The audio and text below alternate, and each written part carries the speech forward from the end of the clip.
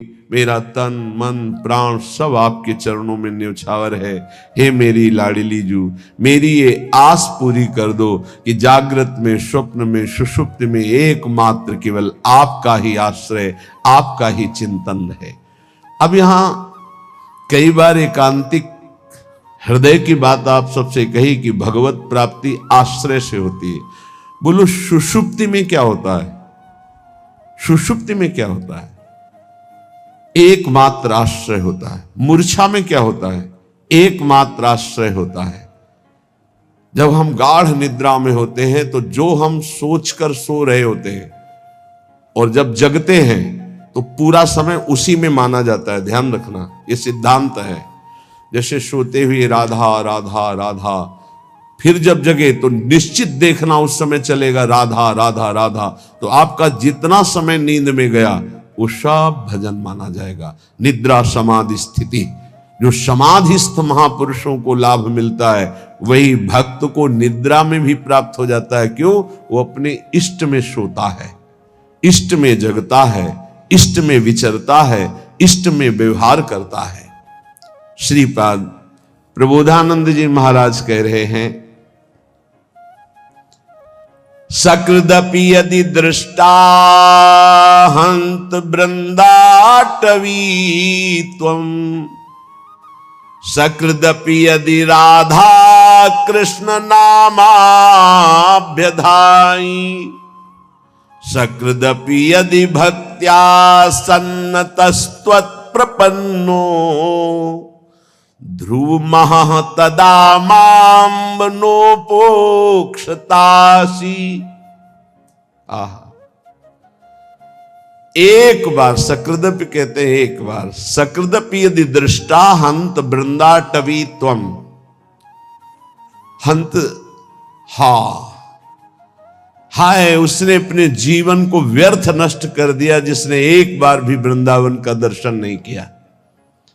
और यदि एक बार वृंदावन का दर्शन कर लिया जीवन में एक बार, वो कभी नरक नहीं जाएगा, उसकी कभी दुर्गति नहीं हो सकती। कितना बढ़िया लाभ है। भगवान के एक वचन है, अपनो परण विशार भगत को पूरो परण निभाऊं। संतों की वाणी पर दृढ़ विश्वास कर लो, भगवान अपनी बात झूठी कर सकते, संतों की नहीं। जब भीष्म जी ने भगवान को देखा, दासी रूप से द्रौपदी को लेकर हमारे पास आए और हमें छल से आशीर्वाद दिलवा दिया, सौभाग्यवती भव। तब कहा ठीक है, मुझे पता चल गया है कि मेरे प्रण का तो खंडन होगा ही, क्योंकि आप हो। आपने जब मैंने प्रण लिया पांचों पांडवों को जीवित रहा तो मारूंगा, तो आपने सौभाग्यवती का आशीर्वाद दिलवा दिया। तो आज मैं गंगा पुत्र भीष्म आपके बल से प्रण लेता हूं कि आपने जो प्रण किया था कि महाभारत युद्ध में अस्त्र नहीं कहूंगा, तो मैं गंगा का पुत्र भीष्म नहीं कहलाऊंगा यदि कल तो आपसे अस्त्र ग्रहण न करवा दूं। भगवान ने कहा आपके लिए, पर अपना प्रण तोड़ना है, मेरे लिए कोई खास बात नहीं। अपनो परण विसार भगत को पूरो परण निभाओ। ये महान रसिक महापुरुष कह रहे हैं, सकृदपि यदि दृष्टा हंत वृंदाटवी त्वं, तुम सकृदपि यदि राधा कृष्ण नामाभ्यधाई, वृंदावन में आकर के यदि जय जय श्री राधे बोले या राधा कृष्ण नाम उच्चारण किया, सकृदपि यदि भक्त्या सन्नतस्त्वत् प्रपन्नो, भक्ति भाव से भरकर वृंदावन में एक बार प्रणाम कर लिया, एक बार लौट गए, तो ध्रुव महा, ध्रुव माने सत्य, आहा परम सत्य बात है, माम नो उपेक्षतासी। हे वृंदावन, आप कभी उसकी उपेक्षा नहीं करेंगे, अर्थात उसको निश्चित आप अपने में बुला लेंगे। एक बार वृंदावन आ गया, एक बार यहां आकर जय जय श्री राधे बोला, यार बोल देते हैं एक बार, जय जय श्री राधे श्याम। बोले सकृदपि यदि राधा कृष्ण नामाभ्यधाई, एक बार प्रिया प्रीतम की जय जय बोल दिया, एक बार वृंदावन आ गया, एक बार प्रणाम करके वृंदावन भूमि में लौट गया, तो ध्रुव महा परम सत्य, वो नरक नहीं जाएगा, उसको भगवत प्राप्ति होगी। आप सोच सकते हैं भगवत प्राप्ति कैसे हो सकती है? पूरा रजिस्टर पाप लिखा हुआ है, एक बार वृंदावन आया, एक बार प्रणाम किया, एक बार राधा बोला, एक बार बिहारी जी के दर्शन किया, इसका क्या फल होगा? महाभारत में लिखा है एक बार श्री कृष्ण को कोई प्रणाम कर ले, एक बार, एकोपि कृष्ण कृतः प्रणामो दशाश्वमेधा भृतेन तुल्या दशाश्वमेधि पुनरेपि जन्म कृष्ण प्रणामी न पुनर्भवाए। एक बार कृष्ण को प्रणाम करने वाले का पुनर्जन्म नहीं होता, ये भीष्म जी के स्तव में लिखा। अब आप विचार करके देखो, जहां प्रिया प्रीतम विराजमान इस भूमि में लौट गया, रसिकों की चरण रज, प्रिया प्रीतम की चरण रज, एक बार बिहारी बिहारी जी को प्रणाम कर दिया, एक बार उनकी जय जयकार कर दिया, वो नरक नहीं जा सकता। श्रीपाद कह रहे, इसलिए वृंदावने सैक पदस्पृहोपि महत्तमानां श्रुतभाषितोपि विदन्नपि स्वार्थ विधाति सर्वं हाधिं न वृंदावनाश्रयामि। महापुरुषों के वचनों में भी तुम विश्वास नहीं करते हो, कैसा तुम्हारा जीवन है? कम से कम अन्य बातों पर विश्वास ना करो, महापुरुषों के वचनों में तो विश्वास कर लो। महत्तमानां श्रुत भाषितोपि, सुन रहे हो तुम, महापुरुष जन वचन बोल रहे हैं।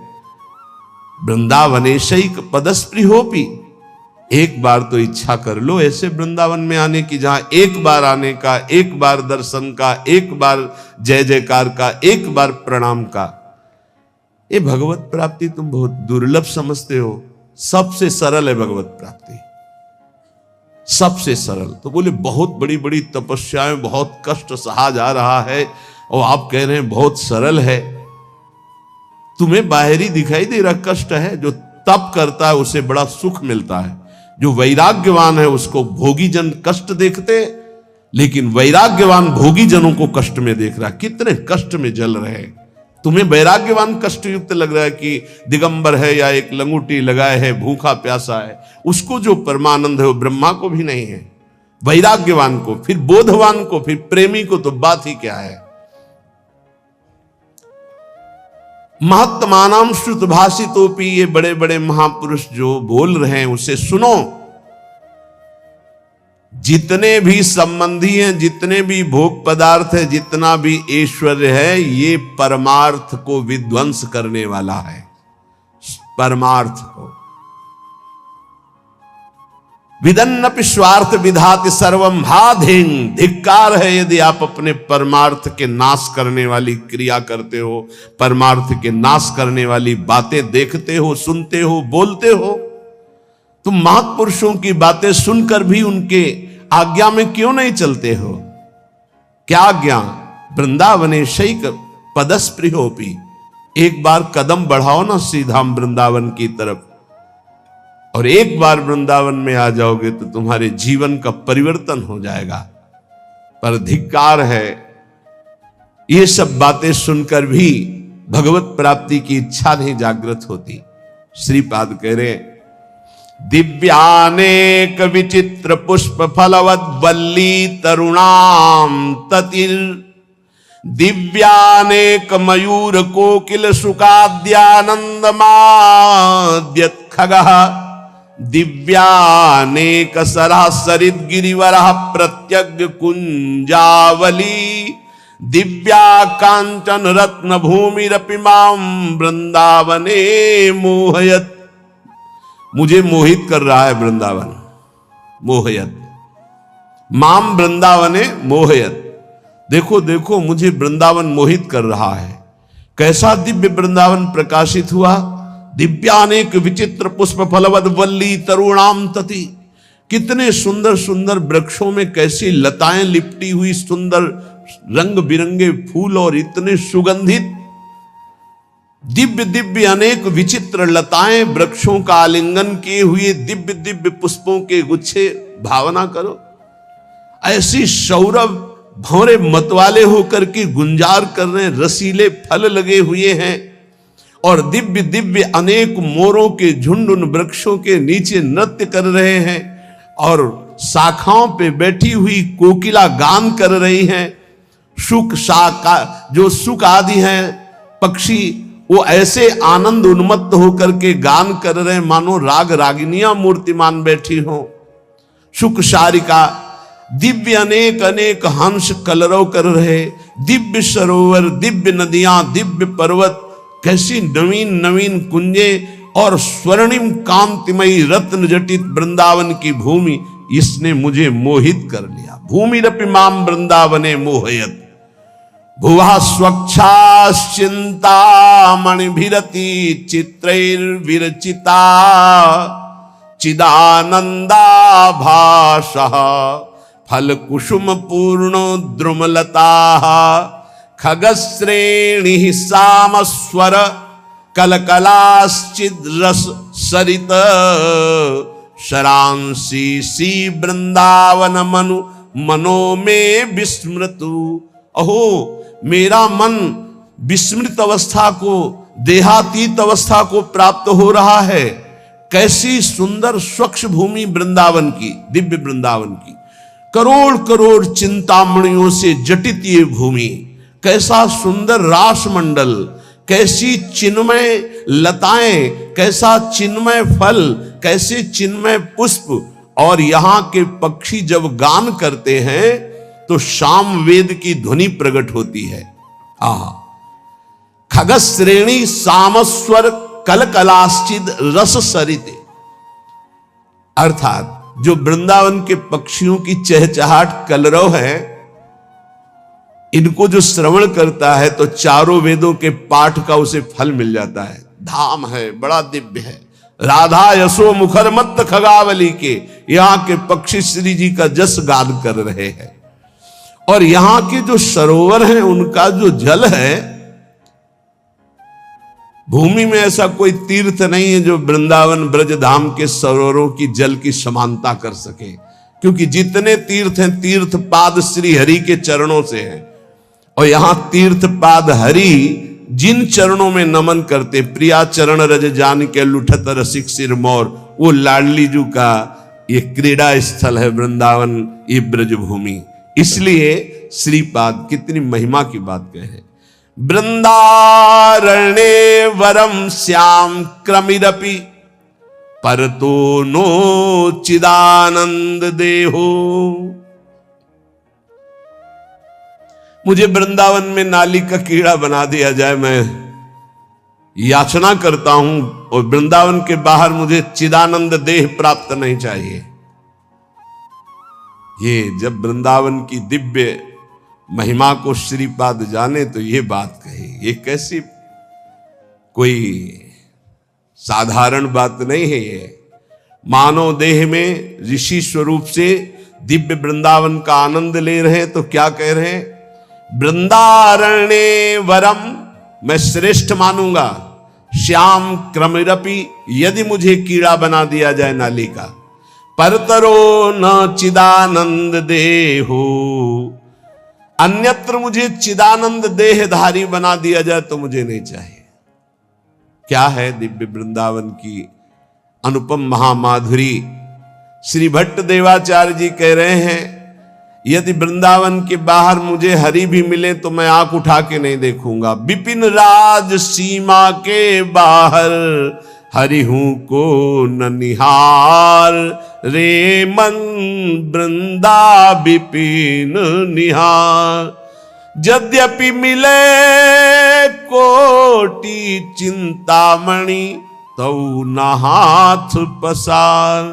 जय श्री भट्ट धूलि धूसर तन, ये आशा उधार, रे मन वृंदा विपिन निहार। ए भाई, वृंदावन के बाहर हरि भी हो तो आंख मत लड़ाना, मत आंख उठा के देखना, क्योंकि वृंदावन के बाहर होते हुए चतुर्भुज नारायण रूप हो गए। यही ब्रह्महृद क्रूर घाट से बाहर होते ही प्रभु का स्वरूप, चतुर्भुज स्वरूप भगवान का अद्भुत वैभव प्रकाशित हो गया।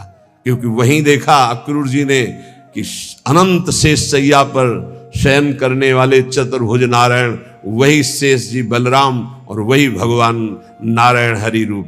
तो हमारे जो द्विज मुरली मनोहर वृंदावन विहारी नवनिवृत्त निकुंज से पधारे वो यही हैं, कभी एक कदम भी बाहर नहीं गए। वृंदावन परित्यज्य पाद में कम न गच्छति, ये एकांतिक रहस्य भगवान का प्रेमी जनों के सिवा और कोई नहीं जानता। भगवत रसिक रसिक की बातें रसिक बिना को समझ सके ना। श्रीपाद कह रहे हैं, जहां श्री भट्ट देवाचार्य जी कह रहे धूल धूसर तन, बस ये सबसे बड़ी उपलब्धि है। वृंदावन की रजल शरीर में लगी हो और प्राण छूट रहे हो राधा राधा राधा, तो वो बात बनेगी जो बड़े बड़े योग साधना से नहीं बनती। इसीलिए कह रहे आंख उठा के बाहर मत देखो, धैर्य पूर्वक समय काट लो, इसी रज में प्राण त्याग दो। वृंदारण्ये वरम श्याम, वरम माने श्रेष्ठ होता है। मेरे लिए सबसे श्रेष्ठ बात क्या होगी कि यदि मुझे वृंदावन में कीड़ा बना दिया जाए। क्रमीरपि पर तो न चिदानंद देहा, बाहर मुझे कहीं चिदानंद देह भी मिले तो मुझे नहीं स्वीकार है, वृंदावन में मुझे कीड़ा बनना स्वीकार है। रंकोपि श्याम तुल्य परमिह परत्राद्भुतानंत भूति, यहां मुझे रंकों पे बहुत गरीब दरिद्र बना के रखा जाए तो मैं रहना पसंद करूंगा, लेकिन वृंदावन के बाहर मुझे अनंत विभूतियों का स्वामी बना दिया जाए तो मैं रहना पसंद नहीं करूंगा। धाम में मैं महान दरिद्र बन करके रहना। रंको श्याम तुल्य परमिहि न परत्राद्भुतानंत भूति, वृंदावन में नाली का कीड़ा बनकर रहना चाहूंगा, बाहर चिदानंद रूप नहीं धारण करना चाहूंगा। वृंदावन में बहुत दरिद्र गरीब बनकर रहना चाहूंगा, लेकिन बाहर विभूति संपन्न होकर महावैभवशाली नहीं रहना चाह। शून्योपि श्यामि श्री हरि भजन लवेनाति तुच्छार्थ मात्रे, लुब्धो नान्यत्र गोपी जन रमण पदाम भोज दीक्षा सुखेपी। गजब कर दिया। वृंदावन में एक सेकेंड के लिए भी भजन ना हो तो मुझे कोई परवाह नहीं। लव शून्यम, शून्य पिश्यामी हरि भजन लवे नाति, एक क्षण पूरे जीवन भजन ना हो तो मुझे कोई परवाह नहीं। काफी अच्छा लग रहा होगा, नहीं लग रहा? यही समस्या है। इन महापुरुषों के हृदय की बात को समझना थोड़ा कठिन है। देखो, जिसको इतना वृंदावन से प्रेम हो, भजन बिना रह कैसे सकता? हमको ही बता दो, कैसे रह सकता है? भजन का मतलब क्या होता है? जिससे अधिक प्यार होता है उसका चिंतन होता है। इनको वृंदावन से प्यार है तो वृंदावन की गोद में प्रिया प्रीतम खेल रहे हैं। ये प्रिया प्रीतम के बिना एक सेकेंड नहीं रह सकते, इनके प्राण निकल जाए, ये जी नहीं सकते। अभी आपने ऊपर सुना कि तुम महापुरुषों की बातों को सुनकर धारण क्यों नहीं करते हो? देखो वृंदावन कैसा चिदानंद रूप प्रकाशित करता है। अभी सुना आपने? ये तो कुंज निकुंजों की शोभा में जो विहरण करने वाले हैं वो प्रभु, क्या वो श्रीपाद को नहीं दिखाई दे रहे? ऐसे महापुरुष जैसे हरिराम व्यास जी करे, काहू के बल भजन को काहू के आचार, व्यास भरोसे कुंवर के सोवत पांव पसार। तो लगता है इनको भजन से मतलब नहीं। भैया इनका रोम रोम भजन में है। महापुरुषों की बातों को समझना। वृंदावन में जो कबहू कछुक भजन नहीं होए, रज तो उड़ी लागे तने पीवे यमुना तोए। यमुना जी की पावन स्पर्श करती हुई लहरों को जो वायु और रज को लेकर जो वायु बिना भजन कराए छोड़ेगी।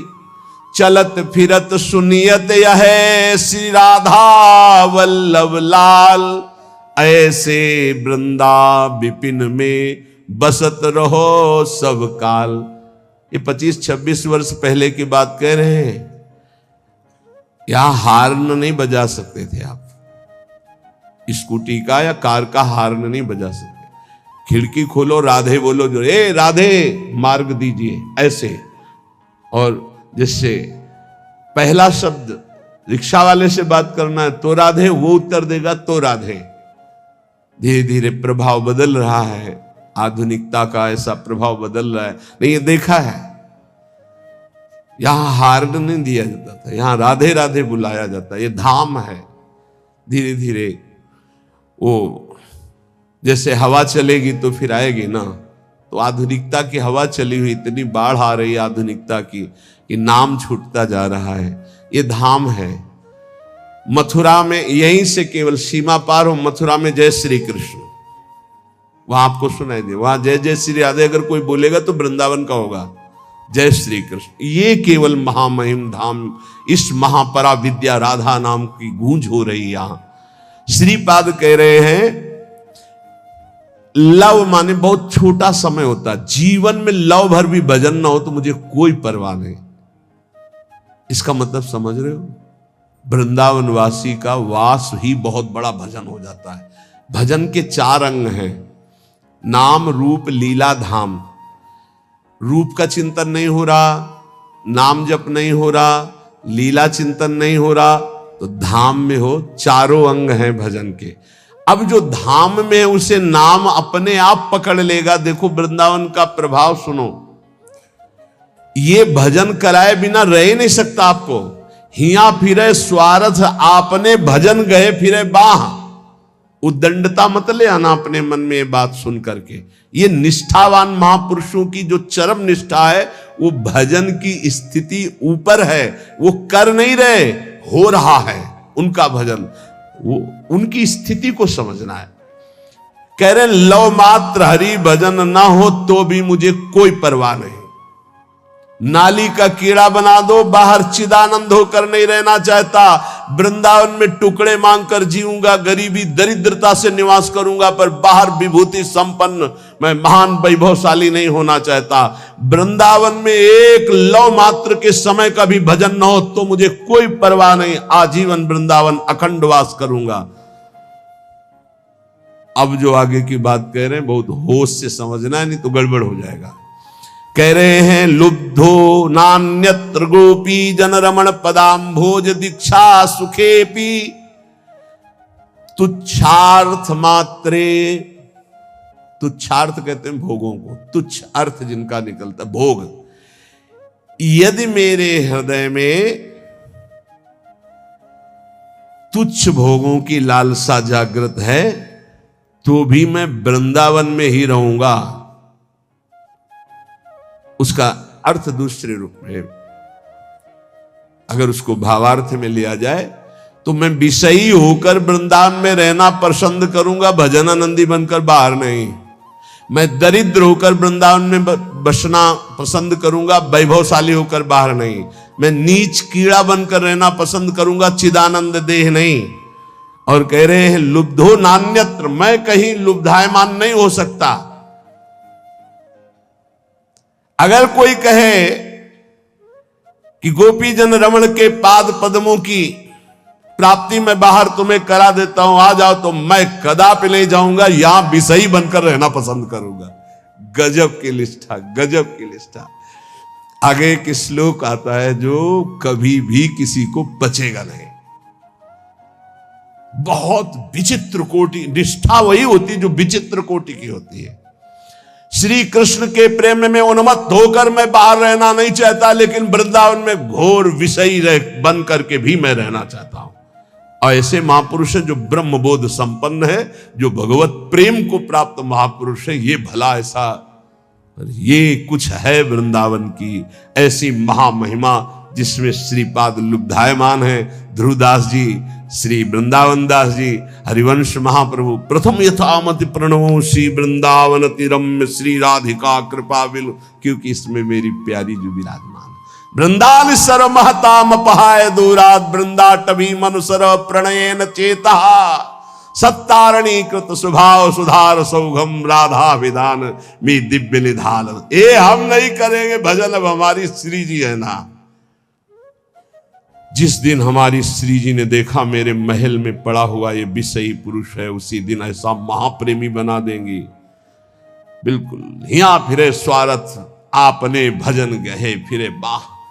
और देश के बसत ही अधिक भजन हो, यही सम तो पूजत नहीं वृंदावन रहे सोए। कैसे कोई वृंदावन की महिमा को पार पा सकता है? और देश के बसत ही घटत भजन की बात, वृंदावन में स्वार्थ हो उलट भजन हो जात। बड़े भाग्यशाली जिनको ये महिमा सुनने को मिली और अपने हृदय में धारण किया।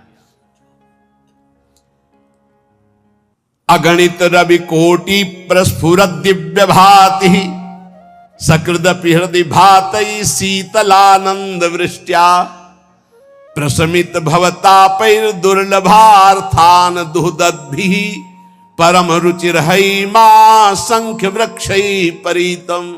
करोड़ करोड़ सूर्यों की सी कांति यहां के वृक्षों की डालों से प्रकट होती।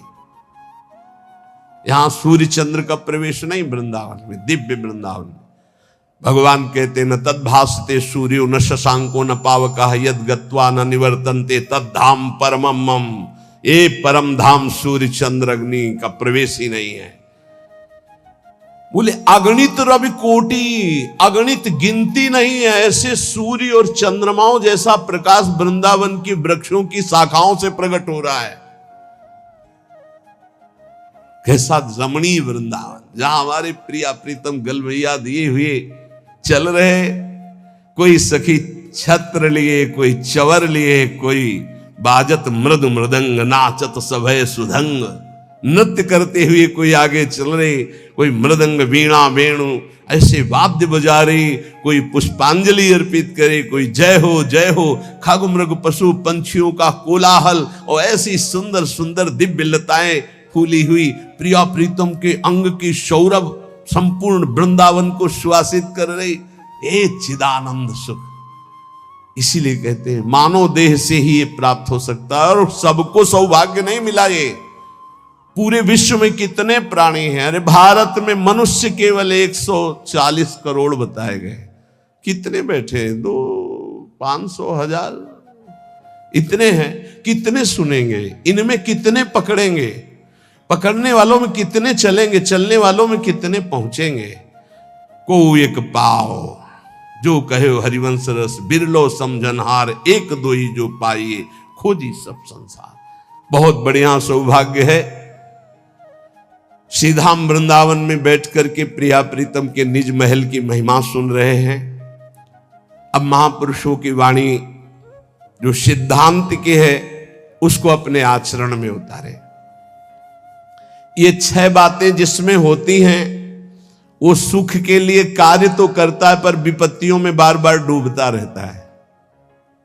महापुरुषों की बातें 6 बातें सुख के लिए करने वाले मनुष्य में विपत्तियां पैदा करती रहती हैं। पहला, जो भजन से विमुख है और स्वार्थ परायणता में रत है। स्वार्थ परायण, कैसे धन बढ़े, कैसे भोग सामग्री बढ़े, कैसे कैसे, और भजन से विमुख है। वो कुछ भी कर ले परिणाम में उसे विपत्ति ही भोगनी पड़ेगी। वैसे हमें लगता है ये लिख लेना चाहिए, बिना भजन के कुछ भी कर लो परिणाम में आपको विपत्ति भोगनी पड़ेगी। हनुमान जी महाराज कहे, हनुमंत विपत्ति प्रभु सोई, जब तो सुमिरन भजन न होई। चाहे कुछ भी हो, नौकरी कर रहे हो, किसानी कर रहे हो, गृहस्थी कुछ भी हो, नाम जप जरूर करो, तुम्हें विपत्तियों से बचा लेगा नाम जप। दूसरा, जो शरीर में शैतान वास करते हैं उन शैतानों को जो अपने अधिकार में नहीं लिया उसको विपत्ति प्राप्त होती। शैतान काम, क्रोध, लोभ, मोह, मद, मत्सर, ये दुराचार कराने वाले शैतानों को जो अपने अधिकार में नहीं ले लेता, उनके अधिकार में समर्पित हो जाता है, उसको विपत्ति पे विपत्ति भोगनी पड़ती है। पहला, जो नाम जप ना करके केवल स्वार्थ के कार्यों में रत रहता है, कुछ भी कर ले विपत्ति भोगनी पड़ेगी। दूसरा, जो अपने शरीर को ये अंदर बैठे हुए शैतानों के हवाले समर्पित कर देता है, उनकी गुलामी स्वीकार कर लेता है, काम, क्रोध, लोभ, मोह, मद, मत्सर इनको शासन में नहीं लेता, उसको जीवन भर विपत्ति भोगनी पड़ेगी, शारीरिक, मानसिक, लौकिक, पारलौकिक। तीसरा, जो मृत्यु की तैयारी नहीं करता उसे विपत्ति ही विपत्ति भोगनी पड़ेगी। मृत्यु की तैयारी कई बार चर्चा हो चुकी है। मृत्यु की तैयारी, यहां जीने की आशा में सब लगे हुए हैं, लेकिन मृत्यु की तैयारी कौन कर रहा है? वही जो गुरु कृपा पात्र है, वो मृत्यु की तैयारी कर रहा है। नहीं, सब बैंक बैलेंस की तैयारी कर रहे हैं, सब नाना प्रकार के भोग इकट्ठे करने की तैयारी कर रहे हैं। तुम्हारे बाप बाबा तुम्हें इतना कमा के नहीं देंगे कि तुम बैठे बैठे खाओ, तो तुम कमा के जब इतना जाओगे ना, तो ये बैठे बैठे इतना उपद्रव करेंगे कि जेल जाएंगे, नरक वाले काम करेंगे। नहीं, ये सुधरेंगे। ये सुधरेंगे तब जब इनको ठोकरें लगेंगी और स्वयं में ये तैयार होंगे, तब ये लोक परलोक संभाल लेंगे। ये भोग सामग्री से सुधरने वाले नहीं। अगर आप सोचते हो अपने परिवार को मैं इतना भोग सामग्री इकट्ठा कर दूंगा सुखी हो जाएंगे, तो अपने परिवार की दुर्गति का स्थान बना करके जा रहे हो। परिवार को सतमार्ग धर्मयुक्त बनाकर जाओ तो सुखी रहेंगे। अधर्म से कमाए हुए धन से परिवार को सुखी करने की चेष्टा करने वाला हर समय विपत्ति में ही फंसा रहेगा। समय आने पर मृत्यु की तैयारी न करने वाला विपत्ति में फंसता है। चौथा है जो दूसरे के रिझाने में पूरा जीवन बर्बाद कर देता है। दूसरे के रिझाने, ईश्वर से विमुख होकर दूसरों को संतुष्ट करने में पूरा जीवन व्यतीत कर देता है, उसको विपत्ति भोगनी पड़ती है। पांचवा, जो सतोगुणी भोजन, सतोगुणी वार्ता, सतोगुणी कार्यों को छोड़कर राजसिक और तामसिक भोजन करता है, राजसिक तामसिक क्रियाएं और वार्ता करता है, उसे विपत्ति भोगनी पड़ती है। छठवां, जानते हुए अपने दोषों का समर्थन करता है और दूसरे को निंदास्पद शब्दों से संबोधन करता है। बड़ा विचित्र समय आ गया है। कल एकांतिक में कह रहे थे कि हजारों लोग जिस बात को आप मना करते हैं उसका सपोर्ट कर रहे हैं, तो फिर हम उसी बात को मानेंगे जिसे हजारों लोग, तो हजारों लोग गलत करें तो वो गलत को गलत नहीं बोलोगे, सपोर्ट करने लगोगे। हजारों गलती कर रहे हैं तो तुम उसी गलती को सपोर्ट करोगे। हजारों शराब पी रहे हैं तो तुम शराब को सही मानोगे। हजारों मांस खा रहे हैं तो तुम आप उसको सही का निशान दे दोगे। हजारों व्यभिचार कर रहे हैं तो तुम सही का निशान दे दोगे। तुम्हारी बुद्धि भ्रष्ट हो गई। धर्म शास्त्रों के विरुद्ध आचरण करने वाले चाहे करोड़ों हो जाएं तो भी उसका विरोध होता रहेगा। अगर अंदर से आप विरोध करोगे तो निकल जाओगे दुर्गुणों से। यही बात कह रहे हैं, अपने दोषों का समर्थन करने वाले की दुर्गति होती है, विपत्ति में फंसता है। भगवान कह रहे त्यागा शांतिरंतरम, और उपदेश दिया दे रहा भोगा शांतिरंतरम। शास्त्र सम्मत जगत गुरु भगवान श्री कृष्ण की बात से बढ़कर किसकी बात होगी? ब्रह्म ऋषि जन भगवान की ही तो दी हुई बातों का अनुभव करके बोलते हैं। ये कौन सी रीति चल गई है? मनमानी आचरणों को साधना कहा जाता है। अपने दोषों का समर्थन करके उसे कहा जाता है वो पुराने जमाने की बातें थी, अब ये बातें माननी पड़ेगी। नहीं, ये 6 बातें जिनमें हैं उनको विपत्ति भोगनी पड़ेगी। करते सुख के लिए परिणाम दुख मिलता है। जो आनंद की प्राप्ति करना चाहते हैं वो जगत में नहीं है, वो प्रभु में है। इसलिए सहनशील बनो। आए हुए अंदर काम वेग को, क्रोध वेग को, लोभ के वेग को सहना सीखो। जो सहन करता है वही साधक है, जो सहन कर जाता है वही महात्मा है। जो अपने दोषों का शोधक है, शोध कर दोषों का त्याग करता है, वही जगत का उद्धार करने वाला महात्मा बनता है। याद रखना, जो प्रभु के उपदेश से विलक चलता है वो कभी महात्मा नहीं हो सकता, वो इंद्रियों का गुलाम हो सकता है। प्रभु की आज्ञा के विपरीत चलने वाला कभी महात्मा नहीं हो सकता है।